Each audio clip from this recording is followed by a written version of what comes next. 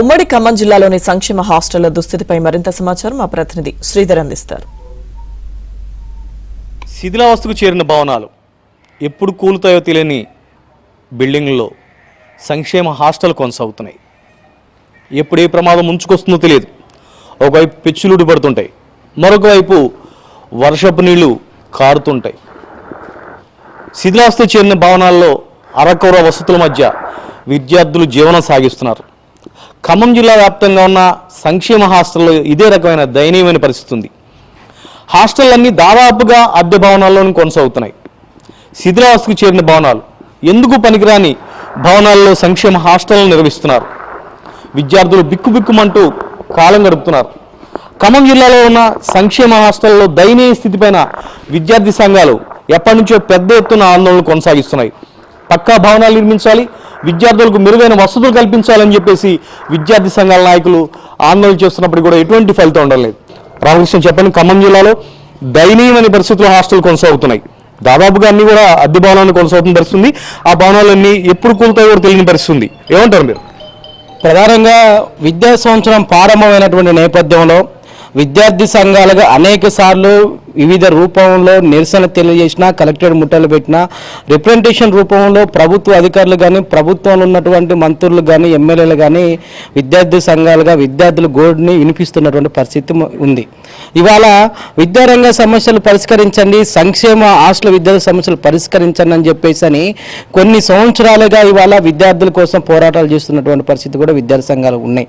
కానీ కనీసం ఇవాళ సంక్షేమ హాస్టల్స్ ఇవాళ ప్రభుత్వాలు మారుతున్నాయి, కానీ విద్యార్థులు చదువుకుంటున్నటువంటి సంక్షేమ హాస్టల్స్ కానీ, గురుకులాల వ్యవస్థ కానీ మారుతున్నటువంటి పరిస్థితి ఇవాళ లేనటువంటి పరిస్థితి ఉంది. కాబట్టి మేము ఇవాళ ఈ రాష్ట్ర ప్రభుత్వాలు, ఏ ప్రభుత్వం ఉన్నా రాష్ట్ర ప్రభుత్వాలని ఏఐఎస్ఎఫ్ కావచ్చు, పీడిఎస్లు కావచ్చు, ఇంకా వామపక్ష విద్యార్థి సంఘాలుగా మీ ప్రభుత్వాలను కోరేది ఏంటంటే ఇవాళ విద్యార్థులకి సంపూర్ణమైనటువంటి పరిపూర్ణమైనటువంటి విద్యని అందించగలిగినప్పుడే ఇవాళ విద్యా వ్యవస్థ ముందుకు పోతున్నటువంటి పరిస్థితి ఉంటుంది. పేద విద్యార్థులు చదువుకోవడానికి అవకాశం ఉన్నటువంటి పరిస్థితి ఉంటుంది.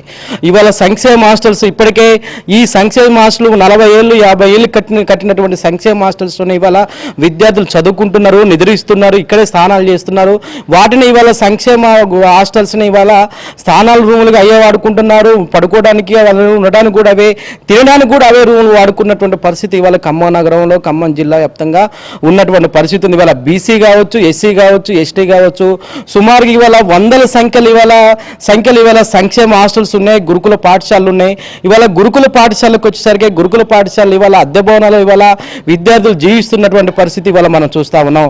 వాళ్ళకి కావాల్సింది ఏంటంటే అధికారులకి ఫ్యాన్ల కింద డీడీలు కావచ్చు, జిల్లా కలెక్టర్ కావచ్చు, ఏసీలలో కూర్చోవడం తప్ప పేద విద్యార్థులు చదువుకుంటున్న ఏదైతే హాస్టల్స్ ఉన్నాయో, గురుకులాలు ఉన్నాయో, ఒక్క గురుకులాలను కూడా ఇంతవరకు సందర్శించకుండా నిర్లక్ష్యంగా ఈ ఖమ్మం జిల్లాలో ఉన్న పరిస్థితి ఉంది. ఎందుకంటే నిదర్శనమే నిన్న ఏదైతే కల్లూరు గురుకులం ఆశ్రమ పాఠశాల ఏదైతే ఉందో దాంట్లో సుమారుగా ఒక 60 మంది దాకా విద్యార్థులు ఫుడ్ పాయిజన్ అయింది. ఆ సమయంలోనే మళ్ళీ ఒక వారంగా ముందుకే ఒక 20 మంది అదే ఆశ్రమ పాఠశాలలో ఫుడ్ పాయిజన్ అయిన పరిస్థితి ఉంది. దీని మీద విద్యార్థి సంఘాలుగా మేము అడిగితే మమ్మల్ని పోలీసులను అడ్డం పెట్టి కూడా అక్కడ ఉన్న విద్యార్థి సంఘ నాయకులను అరెస్ట్ చేసి స్టేషన్లో పెట్టిన పరిస్థితి ఉంది. అంటే విద్యార్థుల మీద ఎలాంటి ప్రేమలు ఉన్నాయని చెప్పి కాంగ్రెస్ ప్రభుత్వానికి నిదర్శనం కనపడతా ఉంది. కాంగ్రెస్ ప్రభుత్వం అధికారంలోకి వచ్చిన తర్వాత మెస్ ఛార్జీలు పెంచినప్పటికీ ఆ పెంచిన మెస్ ఛార్జీలు హాస్టల్కి అందడం లేదు. ఇప్పటికి 7 నెలలుగా హాస్టళ్లకు మెస్ ఛార్జీలు అందలేదని చెప్పేసి వార్డెన్లు ఆవేదన వ్యక్తం చేస్తున్న పరిస్థితి ఉంది. విద్యార్థి సంఘాల నాయకులు ఎన్ని పోరాటాలు చేసినా ఫలితం మాత్రం కనిపించడం లేదు. శిథిలావస్థకు చేరిన భవనాల్లో విద్యార్థులు బిక్కుబిక్కుమంటూ కాలం గడుపుతున్నారు. ఇది ఖమ్మం జిల్లాలో సంక్షేమ హాస్టళ్ల పరిస్థితి. వీడియో జర్నలిస్ట్ వినయ్తో శ్రీధర్, ఏబిఎన్ ఆంధ్రజ్యోతి.